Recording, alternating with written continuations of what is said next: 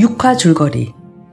곽사는 감금하였던 공경들을 내어놓고 이각은 어가를 호성하게 한다. 조조는 여포와 유비를 다투게 하여 어부지리를 취할 계책을 꾀하지만 어진 유비에게 통하지 않자 거짓 황제 조서를 내려 원수를 치게 한다. 유비는 영을 받아 출전하고 장비는 성을 지키며 음주를 안 할 것을 맹세하지만 크게 취해 실수를 하고 여포에게 성을 뺏긴다.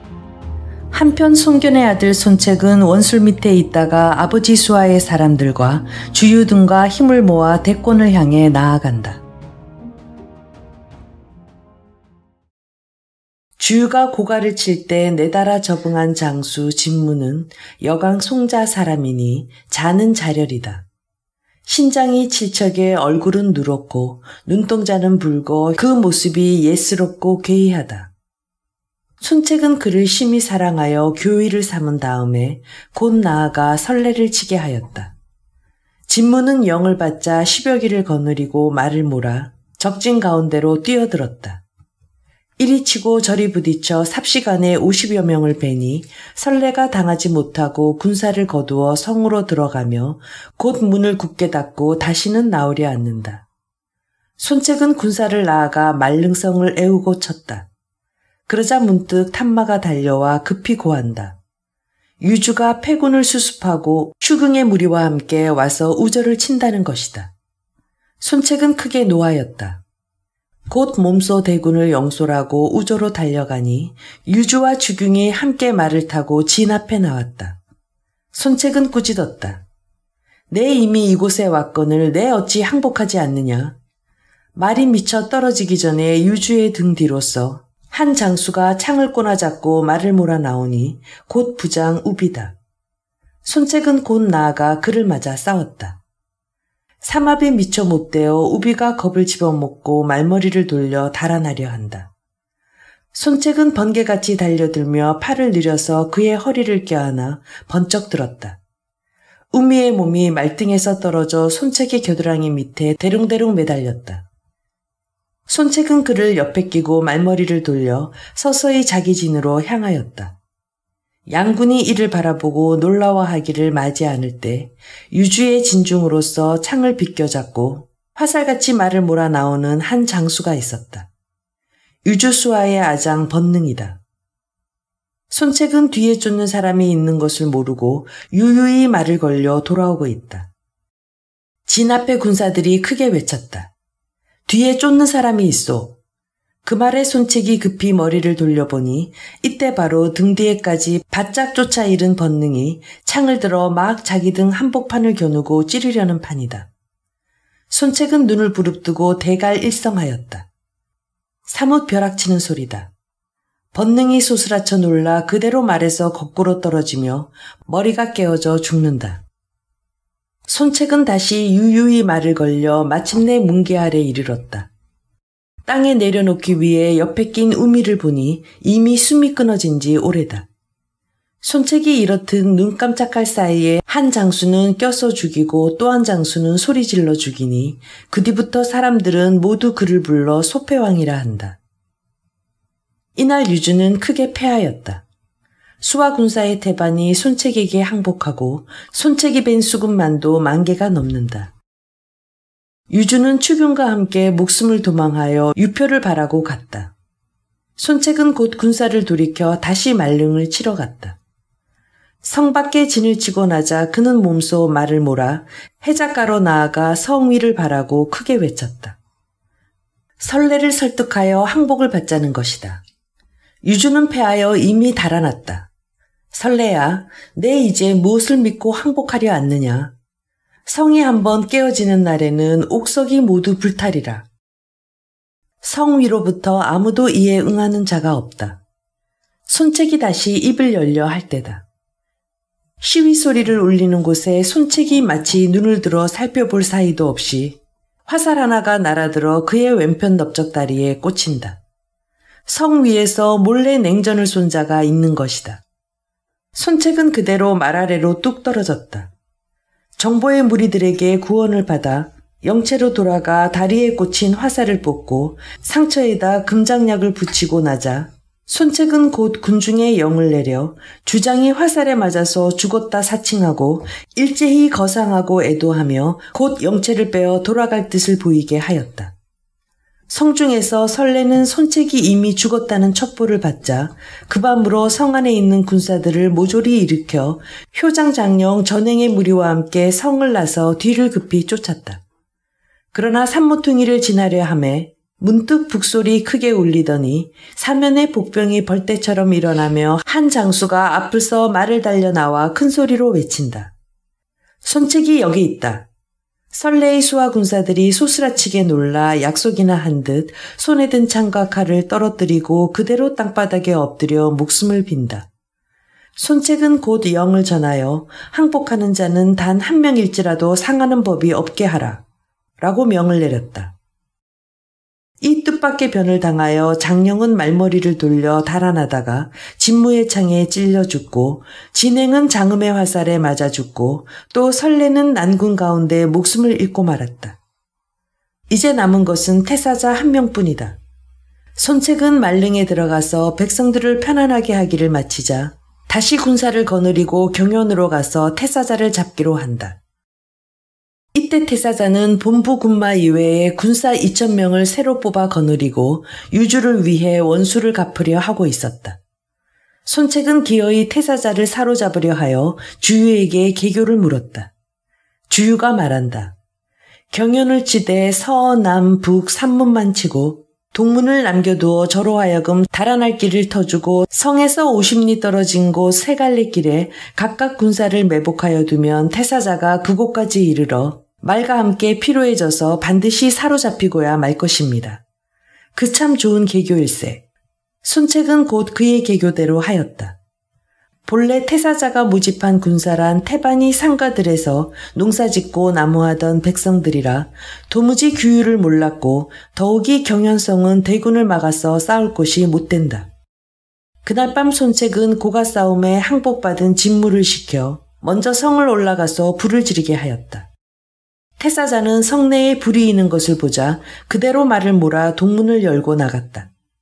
그 등 뒤를 손책이 군사를 이끌고 급히 쫓는다. 필마 단기로 밤길을 달리기 무릇 50여리. 사람은 고날 대로 고나고 말은 지칠 대로 지쳤다. 태사자가 그래도 말을 몰아 더 나아가려 할 때 문득 갈대밭 속에 함성이 크게 일며 좌우로서 올가미 밧줄이 일시에 일어나 말을 얽어 쓰러뜨리니 태사자는 그대로 그 속에 뚝 떨어지고 만다. 복병들이 아우성치고 달려들어 그를 사로잡았다. 군사들이 태사자를 묶어 대체로 끌고 나오자 손책은 친히 영체에서 나와 군사들을 꾸짖어 몸소 그 묶은 것을 풀어주며 자기가 입고 있던 금포를 벗어서 입힌 다음에 영체 안으로 청하여 들여 자리를 권하고 말한다. 자이야말로 참으로 장부건만 유주 같은 어리석은 무리가 사람을 쓸 줄 몰라 공으로 하여금 이 낭패를 보게 하였소그려. 태사자는 신정령에서 서로 싸운 뒤로 손책의 호걸됨을 알고 있던 터에 이제 또 자기를 대하는 태도가 심히 두터움을 보고 공은 능히 자를 수하에 거둬주시겠소. 삼가 견마의 수고를 다하오리다 하고 항복하기를 원하였다. 손책의 기쁨이 이에 더할 수 없다. 그는 태사자와 손을 잡으며 웃고 말하였다. 신정령 아래서 우리가 서로 싸울 때 만약 공이 나를 잡았다 하면 어찌하였겠소? 나를 죽였을지도 모를 일이 아니겠소? 글쎄요, 그랬을지도 모르지요. 두 사람은 크게 웃었다. 손책이 그를 장중으로 청하여 들여 상좌에 앉히고 연석을 베풀어 관대하는 자리에서 태사자는 문득 입을 열어 말하였다. 유주가 이번에 패함에 사졸들이 마음 붙일 곳을 잃고 있소이다. 자가 몸소 가서 그 무리들을 수습하여 데리고 와서 도와드릴까 생각이나 다만 공이 능히 자를 믿고 보내주실지 모르겠소이다. 이 말을 듣자 손책은 그 자리에서 몸을 일으켜 살해하였다. 이는 진실로 책이 원하는 바요. 부디 내일 오전에는 꼭 돌아오도록 하시오. 태사자는 응낙하고 자리에서 일어나 창 들고 말 타고 영체에서 나갔다. 손책 수하의 장수들이 모두 말한다. 태사자가 이번에 가면 다시 오지는 않을 것이외다. 그러나 손책은 고개를 모로 흔들었다. 자인은 신의가 두터운 자요. 반드시 나를 배반하지 않으리다. 모든 사람이 다 믿지 않는다. 이튿날 영문에 기다란 막대를 세워놓고 그림자를 보더니 바로 정오가 되려 할 때 태사자가 군사 1,000명을 영솔하고 말을 달려 영체에 이른다. 손책은 기뻐하기를 마지 않고 수하의 무리들은 모두 그의 사람 보는 안목에 탐복하였다. 이에 손책이 수만의 무리를 거느리고 강동으로 나아가서 백성들을 위로하니 항복하는 자가 무수하다. 처음에 강동 사람들은 모두 손책을 손낭이라 불러 손낭의 군사가 이르렀다고만 들으면 모두 놀라 달아났던 것이나 급기야 손책의 군사가 이른 뒤에 보면 한 명이라도 노략질을 하는 이가 없다. 이리하여 백성들은 자진하여 술과 고기를 들고 손책의 진중을 찾았고 받는 것이 있으면 또 반드시 금백을 내어 갚았다. 환성이 들에 가득하다. 본래 유주의 수하군졸로서 손책에게 항복한 무리들 가운데는 그대로 종군하기를 원하는 자도 있고 고향으로 돌아가고 싶어하는 자도 있었다. 손책은 종군하기를 원하는 자는 그대로 수하에 거둬두었고 돌아가기를 원하는 자에게는 상급을 후히 주어 향리로 돌아가서 농사짓고 살게 하였다. 강동 백성들은 우러러 그의 덕을 칭송하지 않는 자가 없었다. 이러함으로 그의 이름이 크게 떨쳤다. 손책은 모친과 숙부와 아우들을 다 고가로 돌려보내고 아우 손곤과 주태로 선성을 지키게 한 다음 자기는 다시 군사를 거느려 남으로 오군을 취하려 떠났다. 이때 엄베코라는 자가 있어 스스로 동호 덕왕이라 일컫고 오군에 운거하여 부장으로 오성과 가흥을 지키게 하더니 이날 손책의 군사가 이르렀다는 소식을 듣고 즉시 아우 엄여로 군사를 거느리고 나아가 싸우게 하였다. 엄여가 칼을 비껴들고 말을 다리 위에 내어 세우니 손책의 수하 군사가 나는 듯이 중군에 고한다. 손책은 곧 창을 손에 잡고 말에 올라 나가려 하였다. 이를 보고 장갱이 간한다. 대저 주장은 삼군의 목숨이 배인바라 경솔이 나가서 적군을 대할 것이 아니니 장군은 부디 자중하시지요. 손책은 살해하였다. 선생의 말씀이 금석과 같으나 다만 책이 몸소 위험을 무릅쓰지 않으면 장사들이 명을 쫓지 않을까 두려워 그러는 터이외다. 말을 마치자 그는 한당을 내어 보내서 싸우게 하였다. 한당은 칼을 들고 말에 올라 풍교로 나아갔다. 그러나 그가 다리 위에 미쳐 이르기 전에 장음과 진무가 작은 배를 타고 물길로 하여 다리 아래에 이르며 곧 화살을 어지러이 쏘아 언덕에 있는 군사들을 물리친 다음에 일제히 몸을 날려 언덕 위로 뛰어오른다. 그 형세가 마치 비호 같았다. 칼을 들어 함부로 찍어 죽이니 엄여가 당하지 못하고 군사를 거두어 달아난다. 이때 한당이 군사를 거느리고 달려와서 그대로 뒤를 몰아치면서 창문 아래까지 지쳐 들어갔다. 적병은 앞을 다투어 성 안으로 몰려 들어가서 문을 굳게 닫고 다시는 나와서 싸우려 하지 않는다. 손책은 군사를 나누어 수륙 양로로 나아갔다. 오성을 철통같이 에워싸고 사흘을 연달아 싸움을 돋구었지만 성 안에서는 도무지 응하려 하지 않는다. 나흘째 되는 날 손책이 몸소 군사를 거느리고 창문 밖에 이르러 불러 타이르는데 성 위에 한 사람의 비장이 왼손으로 대들보를 짚고 오른손으로는 성 아래 손책을 가리키며 어지러이 욕짓거리를 한다. 이를 보자 태사자는 곧 마상에서 활에다 살을 먹여 좌우를 돌아보며 말하였다. 내 저놈의 왼손을 쏘아 맞출 테니 잘들 보오. 그 말이 채 끝나기도 전에 시위소리 울리는 곳에 화살은 바로 그 장수의 왼손을 깨뚫고 살촉은 다시 들보에까지 깊이 박혀버린다. 성중에서 이 말을 들은 엄베코는 크게 놀랐다. 저희 군중에는 이렇듯 능한 사람이 많으니 어찌 당하겠느냐. 드디어 강화를 청하기로 정하고 엄베코는 이튿날 아우 엄여를 시켜 성에서 나가 손책을 만나보게 하였다. 손책은 엄여를 장중으로 청하여 들여 잔을 들어 술을 권하며 물었다. 백시 의향은 어떠신 모양이오? 장군과 강동을 나누실 의향이십니다. 이 말을 듣고 손책은 크게 노하여 쥐 같은 무리가 어찌 감히 나하고 함께 서려 한단 말이냐 하고 좌우를 돌아보며 이놈을 끌어내어다 참하여라 하고 영을 내리니 엄연은 칼을 빼어들며 벌떡 일어선다. 그러나 그가 미처 손을 놀릴 사이도 없이 손책은 번개같이 허리에 창칼을 빼어들자 그대로 엄연을 향해 던졌다. 칼끝이 목에 들어 박히며 엄연은 외마디 소리를 지르고 뒤로 나자빠진다.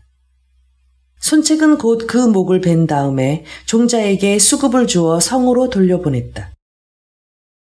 엄베코는 당하지 못할 것을 깨닫고 마침내 성을 버리고 달아났다.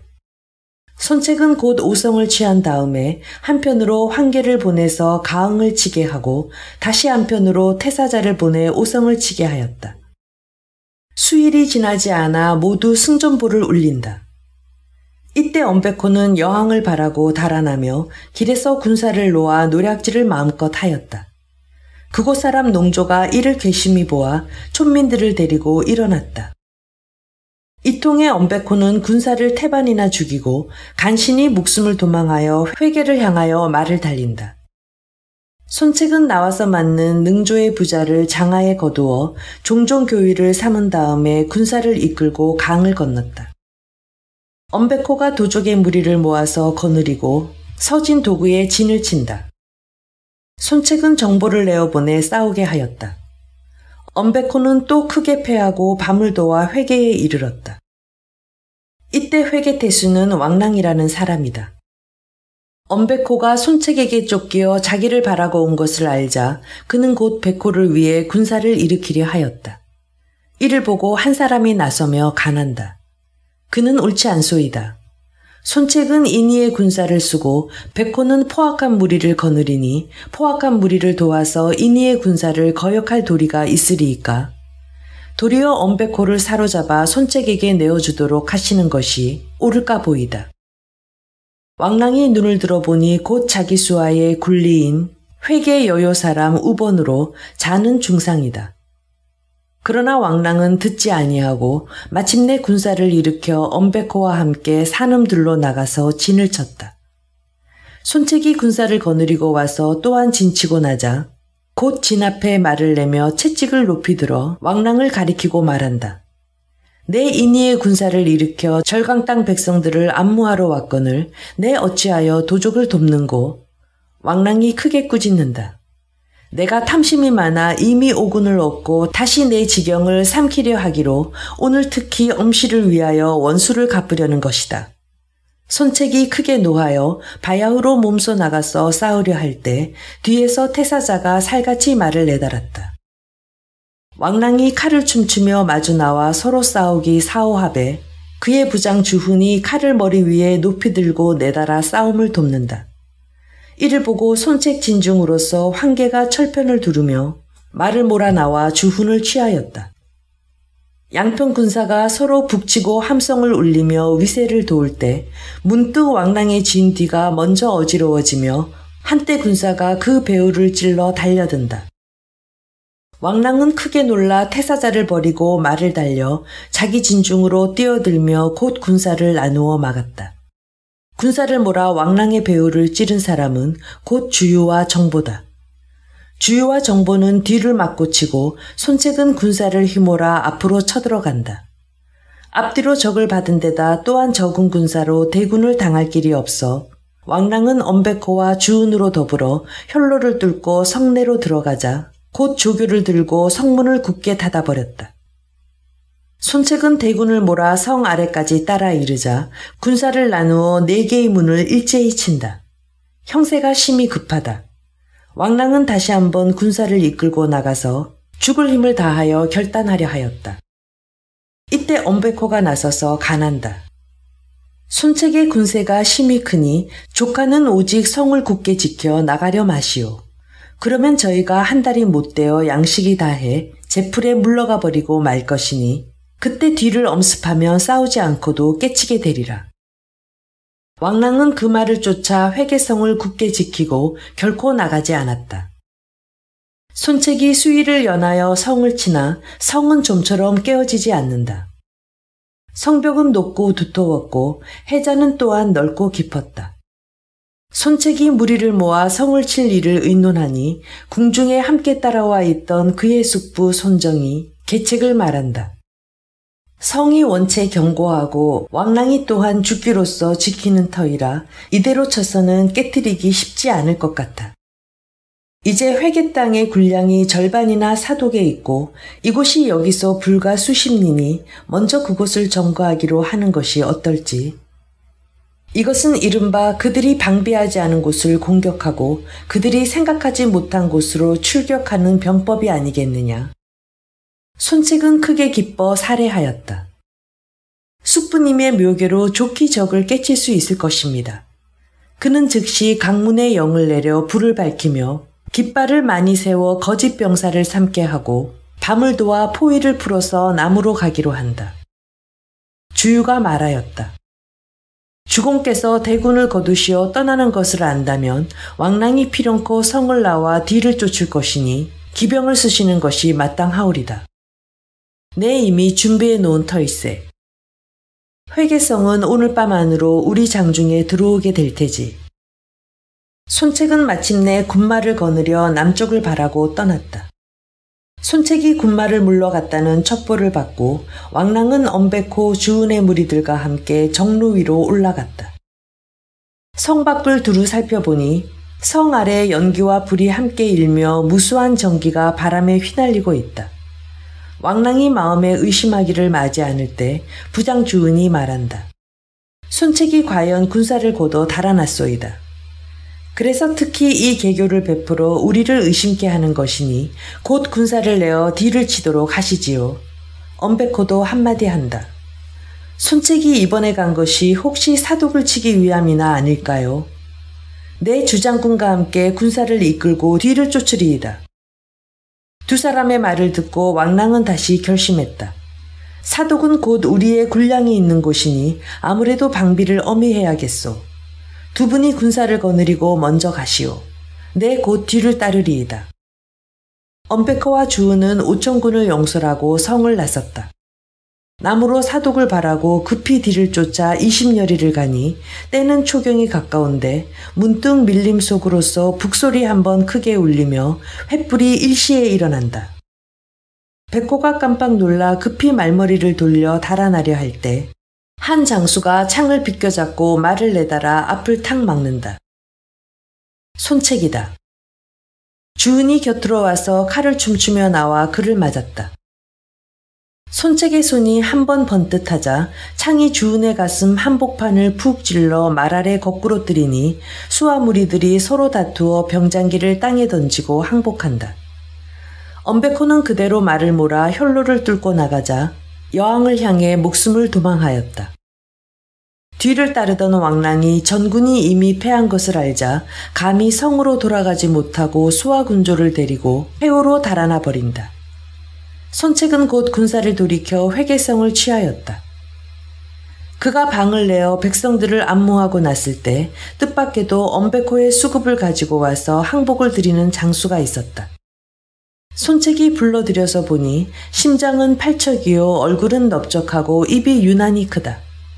이름을 물으니 그는 곧 회계 여요태생 동습으로 자를 원대라 하는 사람이었다. 손책은 동습으로 별부사마를 삼았다. 이로써 동쪽 방면이 다 평정되었다. 손책은 숙부 손정으로 회계성을 지키게 하고 주치로는 오근태수를 삼은 다음에 군사를 거두어 강동으로 돌아갔다. 한편 송건은 형 손책의 명을 받아 주태와 함께 선성을 지키고 있더니 호련 난데없는 산적대가 몰려와서 성을 사면으로 에워싼다. 때마침 깊은 밤이다. 급한 영세를 막아내지 못할 것으로 판단한 주태는 즉시 송건을 재촉하여 말에 태우고 자기는 도보로 갑옷도 못 입은 채 칼 한 자루만 손에 들고는 손건을 보호하여 포위를 뚫고 나갔다. 고함치며 앞뒤로 도적의 무리가 달려든다. 주태가 칼을 들어 이놈을 치고 저놈을 쳐 삽시간에 10여 명을 찍어 죽이는데 문득 한 도적이 뒤에서 창을 꼬나잡고 말을 달려 그대로 허리를 푹 찌른다. 주태는 허리에 박힌 창을 왼손으로 탁 잡으며 오른손을 번쩍 들어 도적의 넓적다리를 한 칼에 찢고 다시 둘째 칼로 가슴을 쳐서 말 아래 거꾸로 들인 다음 도적의 창을 뺏어잡고 도적의 말에 뛰어오르자 혈로를 뚫고 손건을 보호하여 나간다.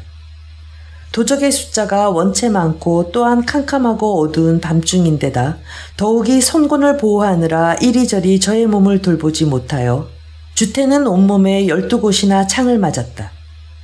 도적의 무리는 마침내 멀리 도망갔으나 주태는 급창이 발장하여 그 목숨이 실로 경각에 달려있다.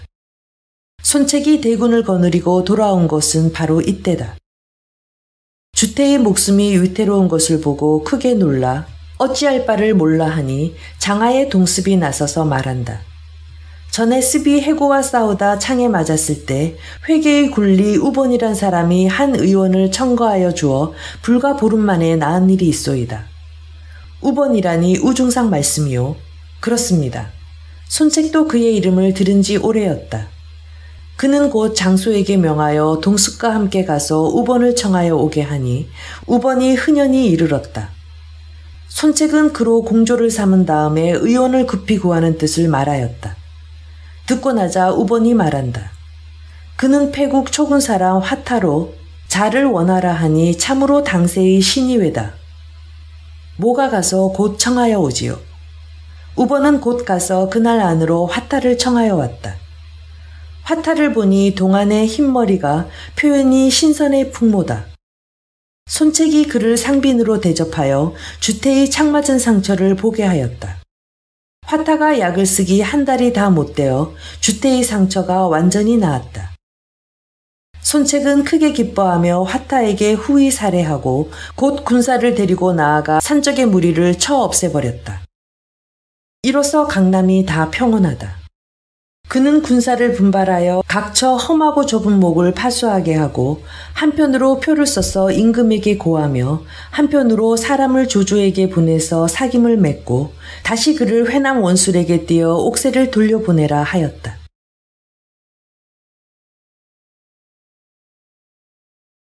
제13장 원술이 황제에 오르려 하다. 손책에게서 전국 옥새를 맞자 속으로 은근히 황제라 칭할 마음을 품고 있던 원술이다. 이제 손책으로부터 곧 옥새를 돌려보내라는 글을 받자 그는 크게 노하였다. 애초에 내가 제게 군마를 빌려주지 않았다면 오늘날 제가 강동 땅을 저렇듯 모조리 수중에 넣지는 못하였을 것이 아닌가. 은혜를 갚을 생각은 안 하고 도리어 옥새만 찾아가려고 하니 정말 괘씸한 놈이로구나. 원술이 곧 장사 양대장, 도독 장훈, 기령, 교유, 상장, 내부, 걸란 등 30여인을 모아놓고 손책을 칠 일을 의논하니 장사 양대장이 나와서 말한다. 손책이 장강에 험지를 점거하여 군사가 정예하고 양식이 넉넉하니 갑자기 도모하기가 어렵소이다. 먼저 유비부터 쳐서 전일에 아무 연고 없이 우리를 친 원수부터 갚은 다음에 손책은 서서히 도모하는 것이 좋을까 보이다. 먼저 유비를 치라. 네. 먼저 유비를 치시되 다만 한 가지 염려되는 것은 여포입니다. 전일에 우리가 여포에게 금백 양말을 주마하고 안 주었으니 만약에 제가 유비를 돕는다면 큰일이라. 이번에 우선 양식을 보내셔서 여포의 마음을 사고 군사를 움직이지 않고 모든 준비를 마칠 때까지 기다리신 다음에 유비부터 사로잡으시고 다음에 여포를 도모하시기로 하면 가히 서주를 장중에 거두실 수 있을까 하나이다. 그 참 좋은 말이로고 원술은 마음에 심히 기뻐 곧 조 20만 곡을 서주로 보내는데 이를 연거하고 가지고 가는 한윤에게는 따로이 밀서를 주어 여포에게 가만히 전하게 하였다. 여포가 허다한 음식을 받고 마음에 기뻐하기를 마지 않으며 한윤을 심히 후하게 대접한다. 한윤이 돌아가 그대로 원술에게 고하니 원술은 마침내 기령으로 대장을 삼고 내보와 진란으로 부장을 삼아 군사 10만을 거느리고 가서 소패를 치게 하였다. 현덕은 이 소식을 듣자 즉시 무리를 모아 상의하였다. 장비가 나선다. 쥐 같은 무리들을 두려워할 게 무엇요? 내 나가서 모조리 물리치고 들어오리이다. 그러나 송건은 고개를 내저으며 말하였다. 익덕은 쥐 같은 무리라 업신여기지만 우리 소패성에 양식이 넉넉지 않고 군사가 적은 터에 10만 대병을 당하기가 어디 쉬운 일이오. 아무래도 곧 여포에게 글을 보내서 구원을 청하느니만 못할까 보이다. 그놈이 행여나 오리이다.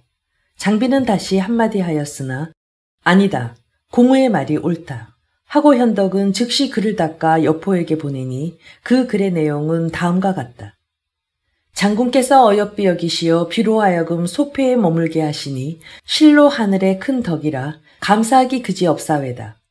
이제 원술이 사사로운 원수를 갚으려 하여 크게 군사를 일으켜 왔으니 존망이 실로 경각에 달렸소이다.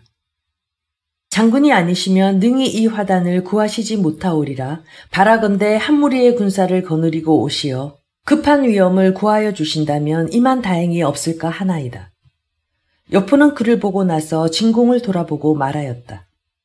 전일에 원술이 내게 양식을 보내고 밀서를 전하기는 나로 현덕을 구하지 말게 함인데 이제 현덕이 또 그를 보내어 구원을 청하였소 그려. 내 생각 같아서는 현덕이 소패의 군사를 둔치고 있다 하더라도 꼭 내게 해댈 것은 없을 듯하나 만약에 원술이 현덕을 삼키고 보면 다음에는 반드시 북으로 태산의 여러 장수와 힘을 합하여 나를 도모하려 들 것이니 그리 되면 내가 잠을 편안히 못 자게 될게요. 아무래도 현덕을 구해내느니만 못할 것 같구려. 여포는 마침내 마음을 결정하고 군사를 일으켜 서주성을 떠났다. 이때 기령은 10만 대병을 거느리고 바로 폐연 동남방에 이르자 영체를 세워놓은 다음에 낮이면 전기와 창검을 두루 벌려 세워 보는 사람의 눈을 혼란하게 하고 밤이면 무수히 횃불을 밝히고 또 어지러이 북을 쳐 산천이 나처럼 밝게 하고 천지가 그대로 떠나갈 듯하다. 소패성의 군사라고는 오직 5천여 명이 있을 뿐이다. 현덕은 적은 군사로 적의 대군을 막지 못할 줄 짐작은 하나 또한 어찌할 길이 없어 관우 장비로 더불어 군사를 영솔하고 성 밖으로 나아갔다. 기령이 바야흐로 군사를 들어 단번에 유비의 진을 무찌르려 할 때 문득 탐마가 고하되 여포가 군사를 이끌고 소패 서남방에 와서 영체를 세웠다고 한다. 여포가 왔다니 필연 유비를 구하려는 게 아닌가. 기령은 한편으로 놀라고 또 한편으로 노하여 곧 여포의 진중으로 사람을 보내어 그 신이 없음을 책망하였다. 여포는 속으로 한 계교를 생각하고 사자를 보내어 유비와 기령을 자기 영체로 청하였다. 현덕은 여포가 청한다 듣자 곧 가려 하였다. 그러나 관우와 장비가 간한다. 형님, 경솔이 가실 일이 아닙니다. 여포 그놈이 무슨 흉측한 생각을 가지고 있는지 어찌 알겠소. 그러나 현덕은 말하였다. 내가 저를 박하게 대접하지는 않았으니 필연코 나를 해치려 들지는 않을 게다. 그는 곧 말 타고 여포의 영체로 갔다. 관우와 장비가 또한 그의 뒤를 따른다. 들어가서 서로 보자 여포가 현덕의 손을 잡고 말한다. 내 이제 특히 공의 위태로움을 풀어드리는 게니 뒷날의 뜻을 얻거든 부디 잊지나 마시오. 현덕이 말한다. 어찌 잊을 리가 있으리이까. 결처보온 하오리다. 여포가 그를 자리로 청하여 관우 장비가 칼을 안고 그 뒤에 모시고 서 있는데 마침 군사가 들어와서 기장군이 오셨소이다 하고 고한다. 현덕이 뜻밖의 일에 깜짝 놀라 곧 몸을 일으켜 피하려 하니 여포는 손을 들어 멈추며 말한다. 내가 두 분을 청하여 의논을 하려 하는 것이니 조금도 불안하여 마오. 현덕은 여포가 장차 어찌하려고 그러는 것인지 뜻을 알지 못하여 종시 마음이 불안하였으나 역시 자리에 그대로 앉아 있을 수밖에 없었다. 그러나 놀라고 불안하기로 말하면 오히려 기령이 좀 더 하였을지도 모른다. 말에서 내려 무심히 영체 안으로 들어서다가 뜻밖에도 유비가 장상에 앉아있는 것을 보고 소스라쳐 놀랐다. 그는 그대로 몸을 돌려 밖으로 나가려 하였다. 왜 도로 가시오? 어서 이리 올라오시오. 여포가 소리쳐 부르고 수하 장수들이 좌우로서 붙들었으나 기령은 그대로 뿌리치고 나간다. 이를 보고 여포는 장하로 뛰어내려가 한 손으로 그의 허리를 덥석 끼어 앉아 어린아이를 다루듯 그대로 번쩍 들고 자리에 돌아왔다. 기령이 다급해서 외친다. 장군은 령을 죽이려고 이러십니까? 여포는 그를 자리에 앉히며 말하였다. 천만의 말씀이요. 그러면 저 키 큰 아이를 죽이려 하시는 겁니까?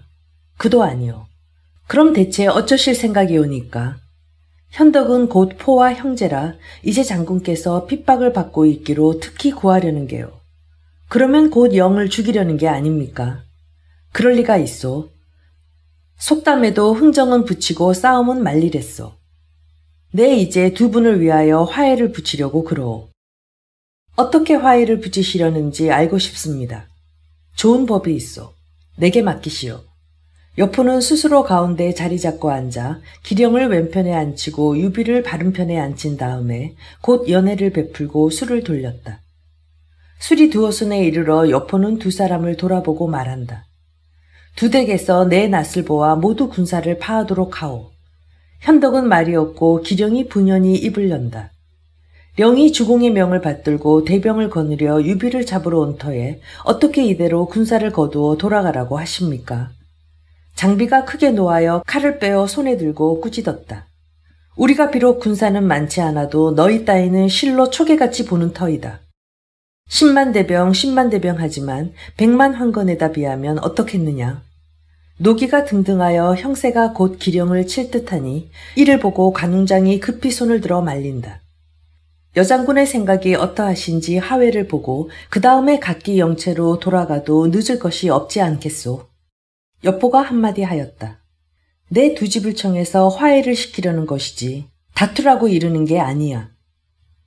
그러나 좌편에 앉은 기령은 분을 참지 못하여 씩씩거리고 우편의 장비는 연하여 푸푸하며 여차하면 곧 칼로 칠 형세다. 이를 보고 여포가 크게 노하여 좌우를 돌아보고 큰 소리로 꾸짖었다. 내 방천하극을 이리 가져오너라. 군사가 곧 방천하극을 갖다 여포에게 드렸다. 여포는 방천하극을 손에 잡고 다시 한번 기령과 유비를 돌아본다. 두 사람이 모두 낯빛이 변하였다. 여포는 말하였다. 내 두 댁을 권해서 화해를 붙이려 하거니와 두 댁이 화해를 하거나 싸우거나 모두가 천명에 있는 터이니 자 우리 어디 봅시다. 말을 마치며 그는 곧 좌우를 돌아보고 분부한다. 내 이 방천하극을 원문 밖에다 멀찌감히 갖다 꽂아 놓아라.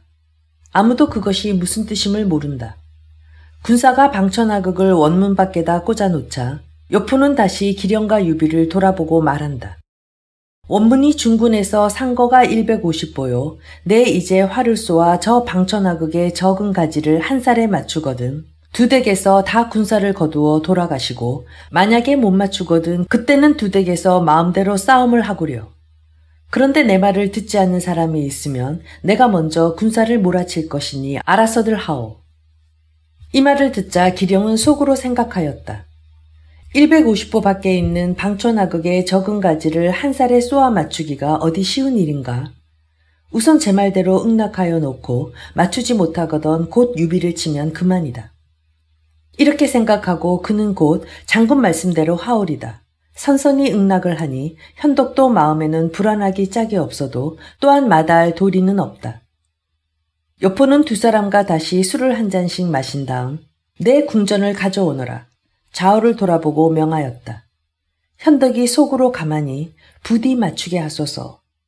간절히 바라고 있을 때 여포는 천천히 점포 소매를 걷어 올린 다음 화살을 집어 시위에 먹여들고 힘껏 당겨 한 소리 외치며 깍지손을 뚝 떼니 활은 곧 가을달의 하늘을 가는 형상이요 시위를 떠난 화살은 바로 흐르는 별이 땅에 떨어지는 모습이라 한치의 오차도 없이 바로 방천하극의 적은 가지에다 쨍 들어맞는다.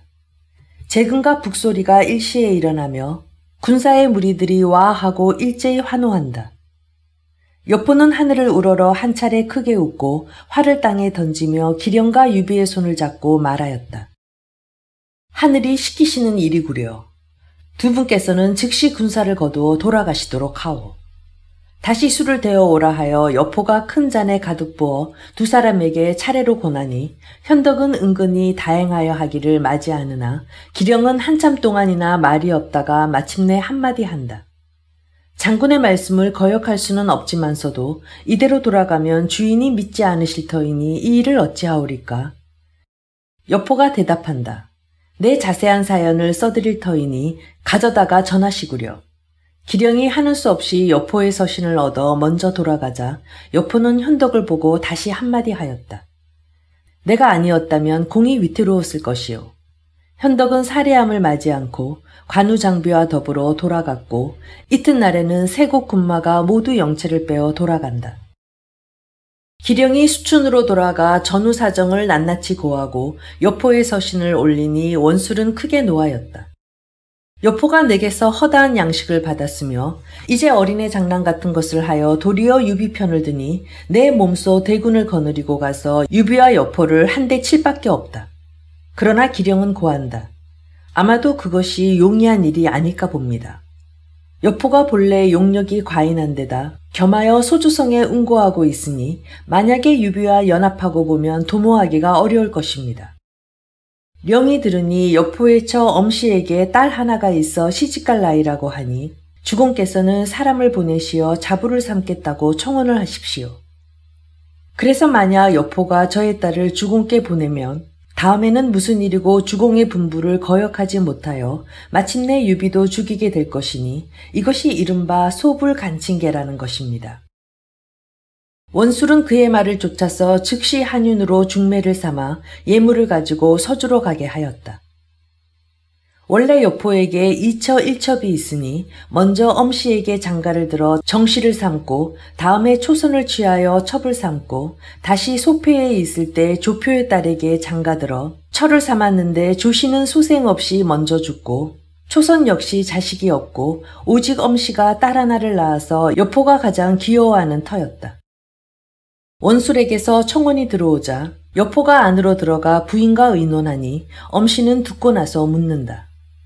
내가 듣기로 원공로는 회남에 오래 있어 군사가 많고 양식이 넉넉하며 또 머지않아 천자가 되리라 하니 만약 대사를 이루고만 보면 우리 딸은 장차 황후가 될 수도 있는 게 아니겠소. 그러나 대체 아들이 몇 형제나 되는지요? 아들은 단 하나요. 그렇다면 곧 혼인을 합시다. 설사 뒤에 황후가 못 되더라도 우리 서주는 아무 염려 없을 게 아니오. 글쎄 나도 그런 생각이 드는구려. 여포는 마침내 결단하고 혼인을 허락하였다. 한윤이 돌아가서 원술에게 고하니 원술은 은근히 기뻐 즉시 빅례를 갖추어서 한윤에게 주고 다시 서주로 가게 한다. 한윤이 서주에 이르러 예물을 신부집에 전하고 관역에 물러나와 있으려니까 문득 찾는 사람이 있어 청하여 들여보니 곧 여포의 모사 진궁이다. 자리를 나누어 앉아 한윤이 미처 그의 찾아온 뜻을 묻기 전에 진궁이 문득 좌우를 꾸짖어 물리치며 먼저 입을 열어 한마디 한다.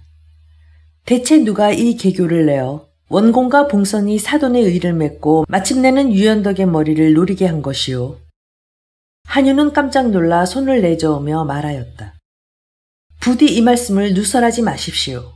진궁이 말한다. 나는 누설을 않겠지만 만약에 이 일을 오래 끌고 보면 자연 남들이 눈치채게 되고 중간에 변개가 생길 것이니 그게 걱정이오 그려. 그럼 어떻게 했으면 좋겠습니까? 내가 봉선을 보고 내일이라도 곧 신부를 원공에게로 보내도록 하면 어떻겠소? 한윤은 기쁨이 비길 데 없어 곧 자리를 일어나 깊이 살해하였다. 그렇게만 일이 되게 하여 주신다면 원공께서도 그 은덕을 결코 저버리시지 않을 것이옵니다. 그러면 나는 곧 가서 봉선을 만나보고 말씀을 하겠소. 진궁은 그 길로 부중에 들어가서 여포를 보고 말하였다. 따님의 혼사가 결정이 되었다 하니 이런 경사가 없소이다마는 다만 혼례는 언제쯤이나 시키실 의향이신지요? 여포가 대답한다. 차차 의논해서 하려 하오. 자고로 청혼을 받은 뒤로 성원에 이르기까지 기한이 각기 정한 바가 있으니 천자는 1년이요. 제후는 반년이요. 대부는 석 달이요. 서민은 하루지요. 그렇다면 원공로는 하늘이 전국 옥세를 내리시어 머지않아 황제가 될 모양이니 천자의 예를 쫓는 것이 옳지 않겠소? 옳지 않지요. 그럼 제후의 예를 쫓는 수밖에 없겠구려. 그도 옳지 않지요. 그럼 대부의 예를 쫓으리이까? 그도 옳지 않습니다. 여포는 어이가 없어서 웃었다. 그럼 공대는 날들어 서민의 예를 쫓아서 하라는 말씀이요? 그도 아니외다. 그럼 어떻게 하라는 말이요? 여포가 묻는 말에 진궁은 정색하고 대답한다. 방금 천하의 제후들이 서로 형세를 다투고 있는 터에 공이 원술과 사돈의 의를 맺는다는 소문이 한번 돌고 보면 제후들이 투기하는 마음이 없으리라고 누가 보장하리이까? 그러한 터에 만약 태기를 멀리하여 두었다가는 혹 그때를 기다려 중간에 군사라도 매복시켜 놓고 신부를 뺏으려 들지도 모를 일이니 내 생각 같아서는 안 하시려면 몰라도 이미 허락하신 바에는 다른 제후들이 아직 모르고 있을 때 따님을 아주 수춘으로 보내서 별관에 머물러 있게 한 다음에 서서히 길이를 택하여 가지고 성례하기로 하면 만에 하나도 실수가 없사오리다. 듣고 보니 가장 사리에 맞는 말 같아. 여포는 기뻐하여 공대 의견이 옳소이다. 그는 곧 안으로 들어가서 엄씨에게 이 뜻을 고하고 밤을 도와 장념을 갖추어 보마, 향거를 수습하여 송원과 위속에게 명하여 한윤과 함께 신부를 따라 떠나게 하였다. 이때 진등에 붙인 진규가 병으로 집에 누워있다가 문득 거리가 떠나갈 듯한 풍악 소리를 듣고 집안 사람에게 물어보니 곧 여포가 원술의 아들에게로 딸을 보내느라 그렇다고 일러준다. 진규는 자리에서 벌떡 일어났다. 이는 소불 간친개야. 현덕이 위태하군. 그는 병을 무릅쓰고 곧 부중으로 들어가서 여포를 만났다. 여포가 묻는다. 대부가 어인일로 오셨소? 진규는 한마디 하였다. 장군이 돌아가셨다기에 조상하러 들어온 기류에다. 여포는 깜짝 놀라 물었다. 그 어찌하시는 말씀이요? 진규는 조용히 대답한다. 전일에 원술이 공에게 양곡을 보내기는 유현덕을 죽이기 위함인데 공은 원문에 방천하극을 쏘시어 현덕에 위급한 것을 구해주셨소이다. 그러한 터에 이제 또 갑자기 원술이 공에게 청원을 하여 왔으니 이는 곧 따님을 인질로 삼아서 뒤따라 현덕을 치고 소패를 취하기 위함이라. 소패가 망하고 보면 그때는 서주가 위태로우리다. 그뿐 아니라 제가 혹 군량을 빌려달라, 군사를 빌려달라 하여 공이 만약에 일일이 응하기로 하신다면 그 귀찮은 노릇을 이루 어찌 당하겠으며 남과는 또 원수를 맺게 될 것이요. 만약에 들어주지 않으시다면 이는 또 사돈지간의 정리를 상하여 마침내는 병화를 일으키게 될 것이 아니오. 더구나 노부가 들으니 원술이 항상 스스로 황제될 마음을 품고 있다고 하옵디다. 그러니 이는 곧 대영무도라. 제가 만약 정말로 모반을 하는 날에는 공은 바로 역적의 친척이니 장차 천하에 몸을 두실 곳이 어디이리까. 듣고 나자 여포는 크게 놀랐다. 내 진궁의 말만 믿고 한 노릇인데 큰일 날 뻔하였소 그려. 그는 곧 장효에게 명하여 멀리 30리 밖까지 쫓아가서 신부의 일행과 행렬을 모두 성내로 데려오게 한 다음 한유는 옥에다 내려서 가두어 놓고 원술에게는 따로 사람을 보내어 신부의 장념이 아직 미비하여 못 보낸다고 말하게 하였다. 진규는 다시 여포에게 한윤을 묶어서 허도로 보내라 권한다. 여포가 마음에 주저하여 결단하지 못하고 있더니 문득 사람이 고하되 현덕이 소표에서 연방군사를 뽑고 말을 사들이고 하니 무슨 뜻인지 모르겠소이다 라고 한다. 여포는 웃고 말하였다. 그야 장수된 자의 본분인데 이상할 것이 무엇이냐. 바야흐로 이야기하고 있는 중에 송온 위속이 들어와서 고한다. 저희 두 사람이 명공의 분부를 받들고 산동으로 가서 말 300피를 사가지고 돌아오는 길에 소패를 지나려니 난데없이 도적대가 나와 중가부적으로 마침내 절반을 도적 맞아 싸운데 자세히 보니 유비에아오 장부가 일부러 산적처럼 차리고 말을 도적한 것이라니 이런 괘씸한 일이 또 있습니까? 듣고 나자 여포는 발끝 노하였다. 곧 군사를 거느리고 소패로 가니 현덕은 이 소식을 듣자 크게 놀라 황망히 군사를 용솔하고 성에서 나온다. 양평 군사가 진치고 대하는 마당에 현덕은 말 타고 진전에 나서서 여포를 향하여 한마디 물었다. 형장은 무슨 용고로 군사를 영솔하시고 이곳에 오셨습니까? 여포는 손을 들어 그를 가리키며 꾸짖었다. 내 원문에 방천하극을 쏘아 너희의 위엄을 구해주었거늘 이제 은혜는 갚으려 하지 않고 도리어 내 마피를 도적하니 이게 사람의 도리란 말이냐. 현덕은 뜻밖의 말이라 의아하여 하기를 맞이 않으며 변명한다.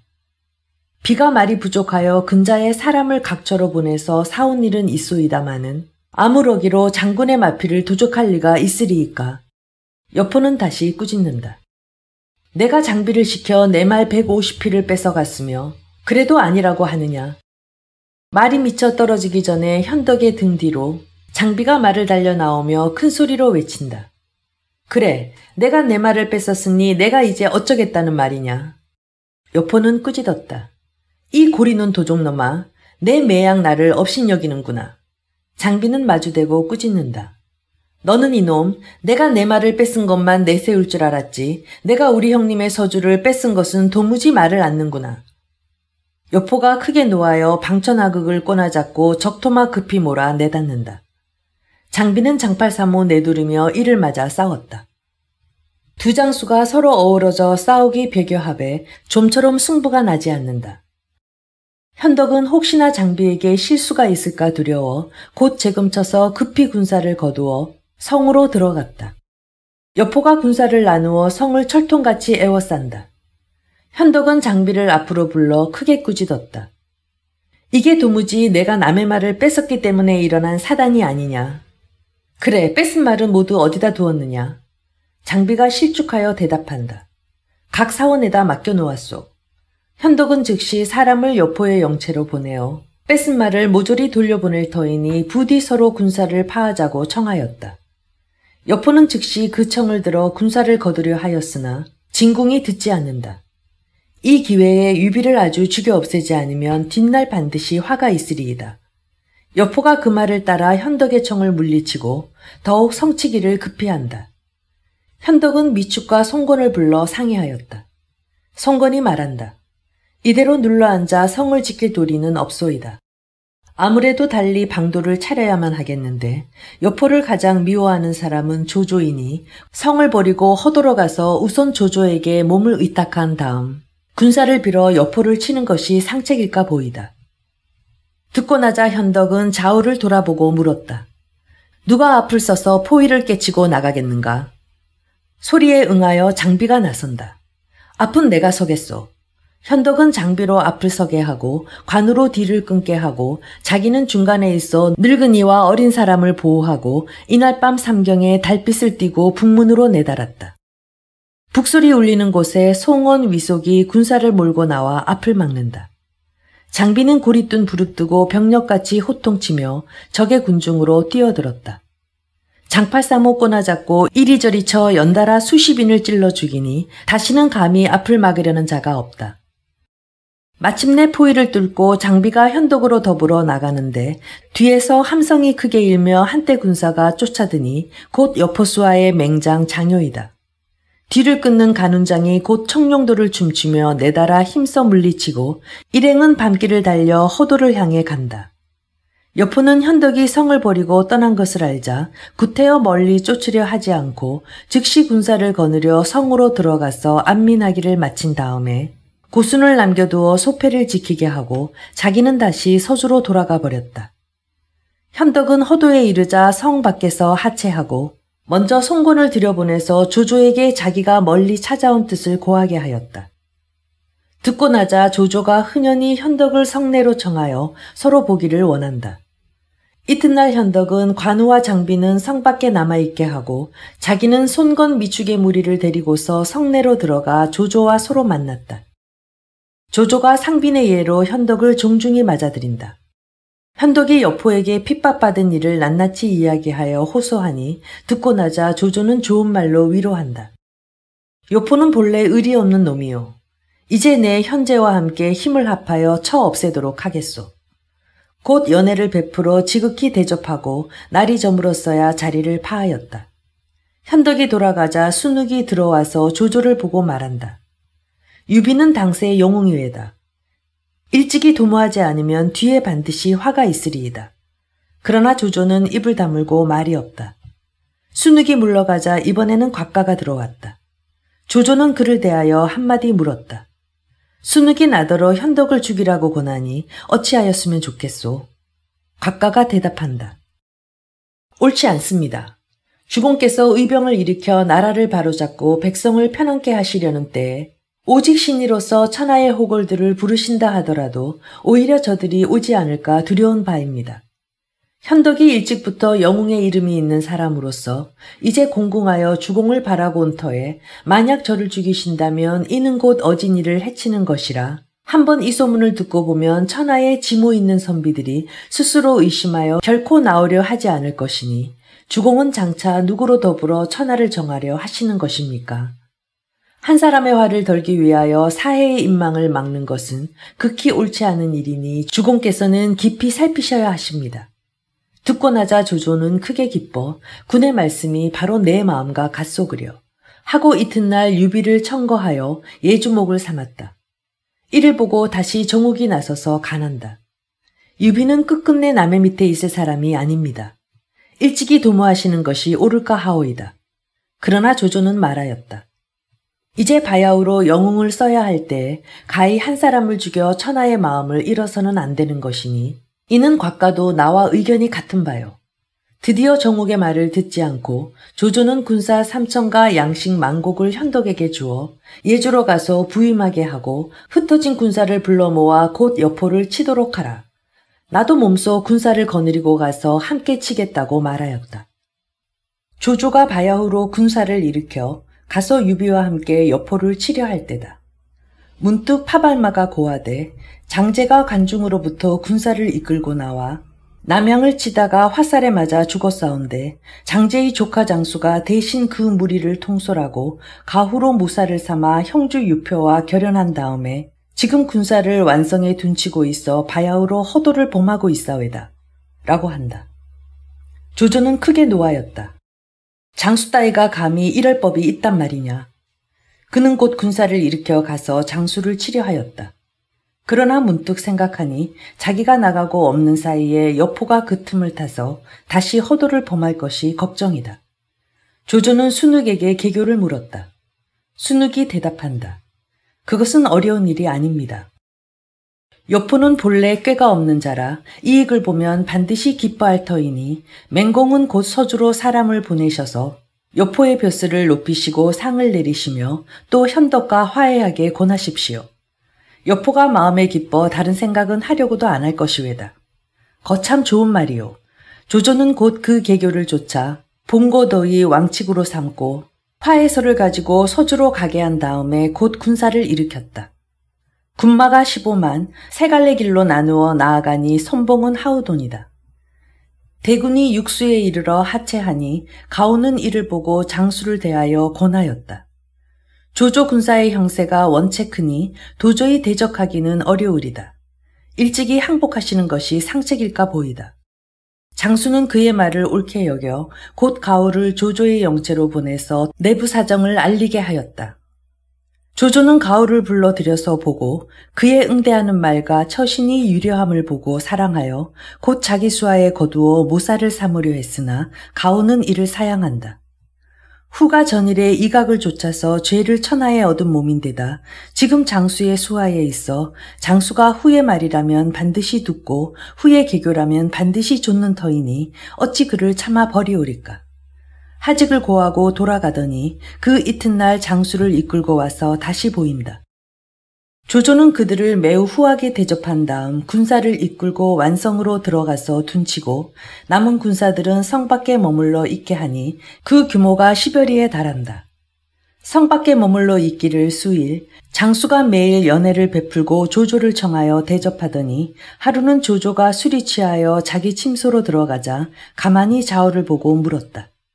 이 성 안에 혹시 기녀가 없느냐? 조조의 조카 조한민이 마침 곁에 있다가 벌써 그의 뜻을 짐작하고 가만히 대답했다. 간밤에 관사 곁을 지나다가 우연히 안을 엿보았는데 그 안에 있는 한 부인이 가히 경국지색이 있기로 물어보았더니 바로 장수의 삼촌 장제의 처라고 하더군요. 조조가 곧 조한민을 시켜 갑사 50명을 거느리고 가서 데려다가 보니 과연 절색이다. 조조는 앞으로 가까이 불러서 물었다. 부인은 성씨가 뉘시오. 부인이 아미를 숙이며 대답한다. 돌아간 장제의 처 출시입니다. 그 음성이 또한 곱다. 조조는 빙그레 웃으며 다시 말을 건네었다. 부인은 나를 아시오. 전부터 승상의 위엄을 익히 듣잡더니 천행으로 오늘 밤에 이처럼 배웁니다 그려. 내가 부인을 생각하여서 특히 장수의 항복을 용납하였기에 망정이지 그렇지 않았더라면 반드시 멸문의 화가 있었으리다. 추씨가 몸을 일어나 절하고 살해한다. 참으로 목숨을 붙여주신 승상의 은덕을 무엇으로 살해하여야 하올지 모르겠사옵니다. 오늘 이렇듯 부인을 만나기가 실로 천행이요. 오늘 밤에 나하고 함께하고 나를 따라 허도로 돌아가서 부귀를 누리는 것이 어떠하오? 추씨는 다시 아미를 숙여 가만히 살해한다. 주씨는 이날 밤에 추씨와 잠자리를 함께 하였다. 운우의 정을 파하자 추씨가 베개 너머로 속삭인다. 이대로 오래 성내에 머물러 있으면 장수가 반드시 눈치를 챌 것이요.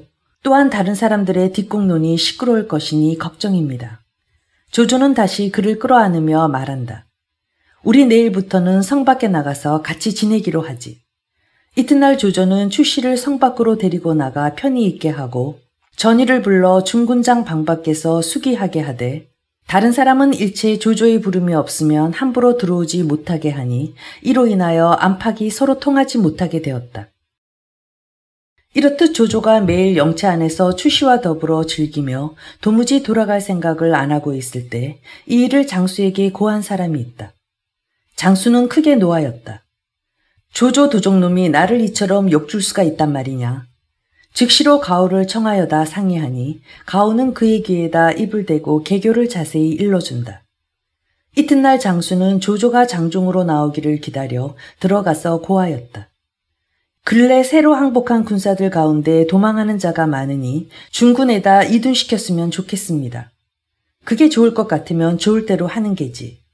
조조는 선하품을 하며 허락하니 장수는 곧 저의 수하 군사를 중군에다 이둔시켜 놓고 날짜를 정하여 거사하려 하는데 다만 두려운 것은 주야로 조조를 호위하는 전이의 용맹이다. 어쩌면 좋으냐. 장수는 편장 호고아를 불러서 이를 의논하였다. 이 호고아라는 사람은 힘이 세어 능히 500근을 등에 지며 또 하루에 700리를 가니 역시 2인이다. 호고아는 장수에게 말을 듣고 나서 곧 개교를 드렸다. 조조를 도모하려 하며 두려운 것은 중군장을 지키고 있는 전이요. 전이를 먼저 없애려 하며 또 두려운 것은 그가 쓰는 쌍천극이외다. 주공께서는 내일 전이를 청하여다 취하도록 술을 먹여 보내도록 하십시오. 그러면 소장이 그 수하 군사들 틈에 끼어 들어가 몰래 쌍철극을 훔쳐낼 것이니 철극만 뺏고 보면 전이도 좋기 두려울 것이 없으리이다. 장수는 그의 계교를 쫓아 한편으로 가오를 시켜 전이를 청하여다 취하도록 술을 대접하여 보내게 하고 또 한편으로 가만히 수하 군사들에게 영을 전하여 활과 갓병을 준비하여 놓고 때가 이르면 곧 거사하기로 한다.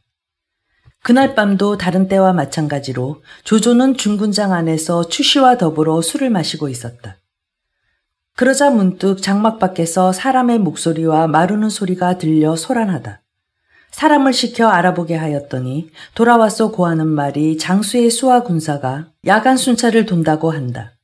조조는 다시 의심하지 않고 그대로 술잔을 기울였다. 그러자 다시 이경쯤 되어서다. 문득 영체 뒤에서 난데없는 아우성 소리가 들리며 군사가 고하되 양초 실은 수레 위에서 불이 붙었다고 한다. 조조는 대수롭지 않게 생각하고 한마디 하였다. 군사들의 실수일 것이니 놀라지 말라고 하여라. 그러나 그 말이 미처 끝나기 전에 함성이 더욱 크고 더욱 가깝게 들리며 군사가 또 고하는데 사면의 불길이 충천이라 한다. 그제서야 조조는 비로소 황급하여 자리를 차고 일어나며 전이야, 전이야, 밖을 향하여 전이를 다급하게 소리쳐 불렀다. 이때 전이는 술에 크게 취하여 세상 모르고 쓰러져 자다가 문득 재금소리, 북소리, 함사라는 소리가 천지를 뒤엎는 듯한 것에 놀라 그대로 자리를 박차고 뛰어 일어났다. 그러나 아무리 보아도 쌍철극이 보이지 않는다. 내다보니 적병은 이때 이미 원문 앞에 이르렀다. 전이가 급히 수하 졸병의 요도를 빼앗아 손에 잡았을 때 무수한 군마가 각기 장창을 꼬나잡고 앞을 다투어 영체 안으로 뛰어들어왔다. 전이는 그대로 앞으로 나가며 칼을 들어 닥치는 대로 찍었다. 눈결에 20여 명을 찍어 죽이자 마구는 물러났는데 이번에는 보군이 또 아우성을 치며 달려든다.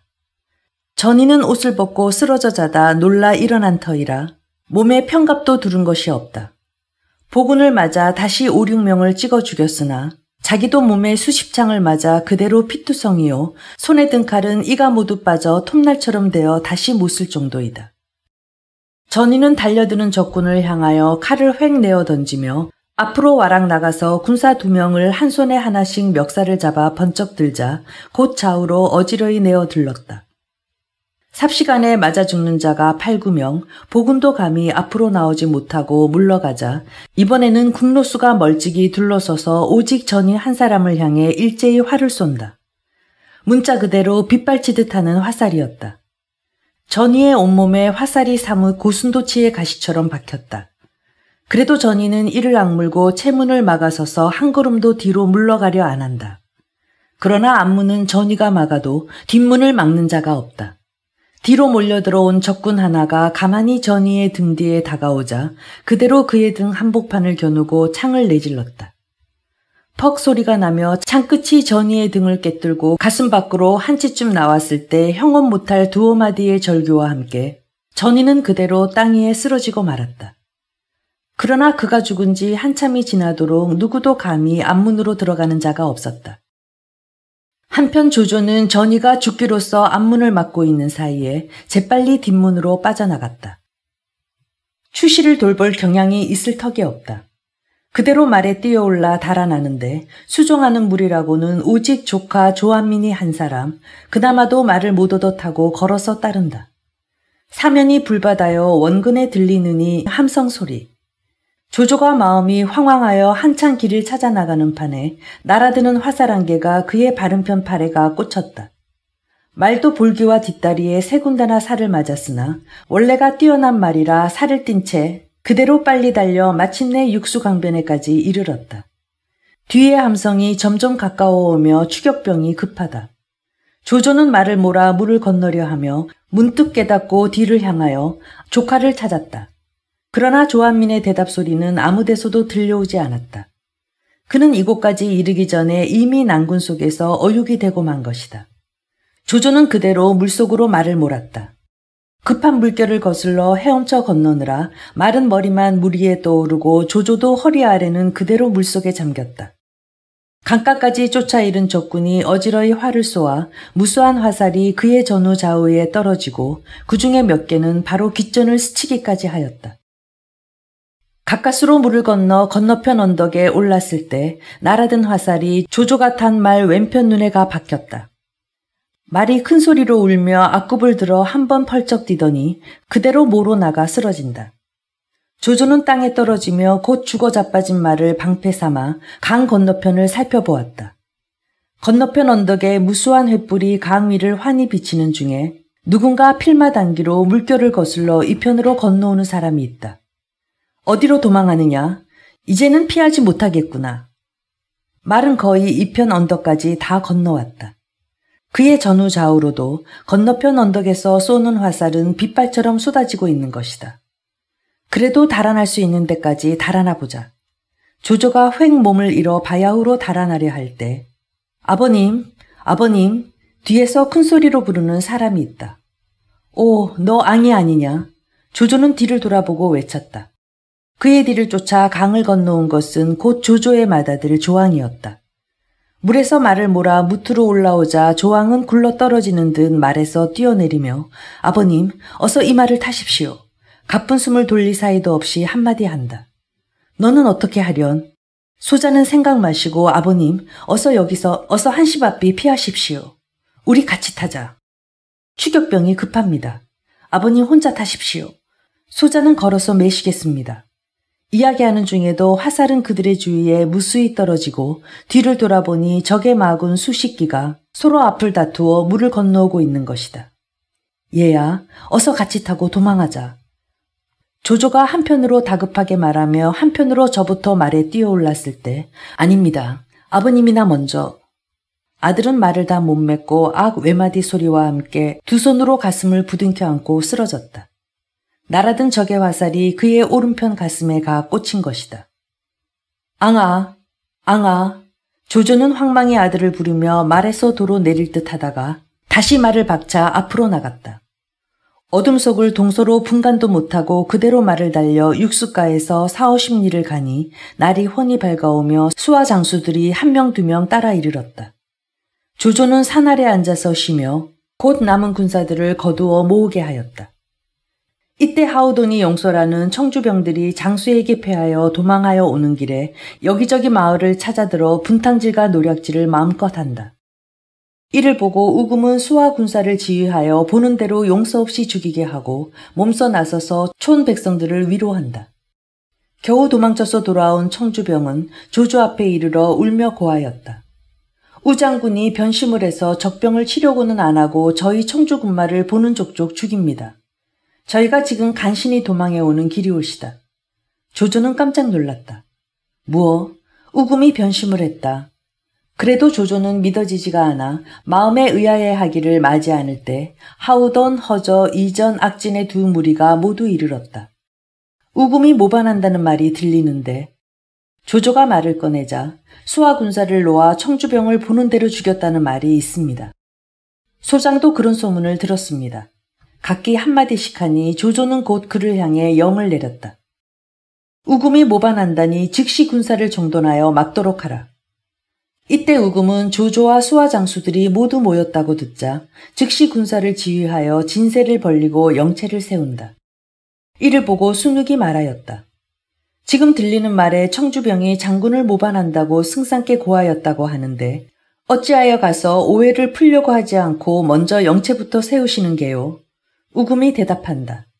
지금 적병이 우리들을 급히 쫓아 머지않아 이곳에 이를 터인데 만약 아무 준비가 없다면 무슨 수로 적병을 막는단 말씀이요? 해명하는 것은 작은 일이고 도적을 물리치는 일은 큰 일이외다. 영체를 세우고 났을 때 마침 함성이 크게 일며 장수의 군사가 두 길로 나뉘어 몰려 들어온다. 우금은 곧 말을 몰아 나아가 맞았다. 이미 이편에 준비가 있는 것을 보자 장수는 급히 군사를 물린다. 우금은 군사를 힘몰아 그대로 그 뒤를 엄살하였다. 장수는 크게 패하여 백여리를 쫓겨갔다. 패군을 수습하여 점검해보니 열의 7, 8이 꺾였다. 형세가 궁하고 힘이 외로워 장수는 마침내 패잔한 군사를 데리고 유표에게로 가버렸다. 조조가 크게 이기고 군사를 수습하여 장수들을 점거할 때 우금이 들어와서 비로소 한마디 고한다. 청주병이 촌으로 드나들며 노략질을 마음대로 해서 민심을 크게 읽기로 급히 보는 대로 다 죽이게 하였습니다. 조조는 물었다. 그러면 즉시 내게 그런 연유를 고할 것이지 먼저 영체부터 세운 것은 어인 까닭이요. 도적이 곧 뒤를 따라 이를 형세해 미리 준비가 없으면 어떻게 적병을 막겠습니까? 해명하는 것은 작은 일이요 적을 막아 물리치는 것은 큰 일이기로 영체부터 세웠습니다. 조조는 그의 말을 듣고 옷깃을 바로 하였다. 장군이 황망함 중에서도 능히 군사를 정돈하고 영체를 견고히 하여 남이야 나를 비방하거나 말거나 패병을 거느려 도리어 승리를 거두었으니 비록 옛 명장이라 하더라도 이보다 더할 수는 없으리이다. 하고 상을 크게 내리고 익수정우를 봉하며 하우돈의 군사를 단속하지 못한 죄를 나무라고 다시 전의를 위하여 제사를 지내며 한바탕 통곡한 후에 수하 장수들을 돌아보고 조조는 추연히 말한다. 내가 이번에 맏아들과 사랑하는 조카를 잃었어도 오직 전이 죽은 것이 뼈에 사무치게 애통하오 그려. 말을 마치며 다시 한 차례 목을 놓아오니 모든 사람들이 감탄하여 하기를 맞이 않는다. 이튿날 조조는 군사를 거두어 허도로 돌아갔다. 한편 조조의 명을 받고 조소를 받들어 서주로 간 왕칙은 역포의 영접을 받아 부중으로 들어가자 곧 그를 봉하여 평동 장군을 삼고 다음에 조조의 편지를 내어주며 말하였다. 조공께서 장군을 극히 공경하여 맞이 않는 터이외다. 역포가 고지 듣고 기뻐하기를 맞이 않을 때 호련 사람이 들어와서 고하되 원술에게서 사자가 이르렀다 한다. 역포는 즉시 불러들여 물었다. 무슨 일로 왔소? 원술공께서 곧 황제의 위에 오르려 하시며 곧 동궁을 세우시려 따님을 메시오라 하시기로 온 길이외다. 듣고 나자 역포는 크게 노하여 역적이 어찌 감히 이럴 수가 있느냐. 크게 꾸짖고 마침내 원술의 사자를 목벤 다음 한윤을 함거에 실어 허도로 압송하는데 진등에게는 사표를 주어 왕칙과 함께 허도로 가서 사언하는 한편 조조에게 답서를 전하여 서주목을 제수하여지라 전하게 하였다. 조조는 역포가 원술과 절연한 것을 알고 크게 기뻐하며 마침내 한윤을 거리로 내어다가 목베어 죽였다. 진등이 조조를 보고 가만히 말한다. 역포는 승량이외다. 제가 용력이 있되 꾀가 없고 거취가 일정하지 않으니 일찍이 도모하도록 하시지요. 조조는 대답하였다. 나도 역포의 승량이 같은 마음을 일찍부터 알고 있는 터요. 참으로 오래 두고 기르기가 어렵소 그려. 공은 부디 나를 위하여 역포를 도모하도록 하오. 승상께서 만약 군사만 일으키신다면 등이 마땅히 내응하오리다. 조조는 크게 기뻐 진등의 아비 진규에게 치중 2,000석을 내려주고 진등으로 광릉태수를 삼았다. 이튿날 진등이 하직을 고하니 조조는 그의 손을 잡고 당부한다. 동방의 일은 오직 공에게 당부하는 터요. 진등은 고개를 조아려 쾌히 응낙하고 허도를 떠나 서주로 돌아왔다. 부중으로 들어가서 여포를 보니 여포가 곧 묻는다. 그래 일이 어찌 되었소? 진등은 말하였다. 조공이 장군께 서주목을 제수하는 것은 차차 보아하겠다 하고 등의 아비에게는 치중 2,000석을 보내며 등으로 강릉태수를 봉하더이다. 듣고 나자 여포는 크게 노하였다. 내가 너를 허도로 보내기는 서주목을 구하기 위함인데 그 일은 제쳐두고 너희 부자만 장록을 구하여 오더란 말이냐. 너의 아비가 날더러 조조와 협동하고 원술과는 절언을 하라기로 그대로 하였더니 이제 내가 원하는 것은 하나도 얻지 못하고 너희 부자만 귀히 되었으니 너희 부자가 곧 나를 판 것이 아니냐. 곧 칼을 빼어 죽이려 한다. 진등은 이를 보고 소리 높여 크게 웃었다. 장군은 어째서 그렇듯 사리를 모르시오? 여포가 분연히 말한다. 무슨 사리를 내가 모른다고 그러느냐. 내가 허도에 가서 조공을 보고 이리 말하였소이다. 장군을 기르는 것이 비유컨대 범을 기르는 것과 같아서 매양 고기를 배불리 먹여 놓아야지 만약에 줄이게 두면 사람을 뭅니다. 곧 서주목을 제수하시지요. 하였더니 조공이 웃으며 하는 말이 나는 그렇게는 생각지 않소. 나는 오누 여포를 대하기를 매 기르듯 하는 터이니 여우와 토끼가 아직도 많은 때에 먼저 배불리 먹일 수가 있겠소. 매란 본디 줄이면 사냥을 하여도 배가 부르면 날아가 버리니 말이오. 하더군요. 그래 등이 대체 누가 여우며 토끼란 말씀이오니이까 하고 물었더니 조공의 말이 회남 원술과 강동 손책이며 기주 원소 형량 유표 익주 유장 한중 장로가 모두 여우며 토끼가 아니겠소 합디다. 듣고 나자 여포는 칼을 땅에 던지고 가장 만족하여 껄껄 웃는다. 조공이 과연 나를 아는구먼.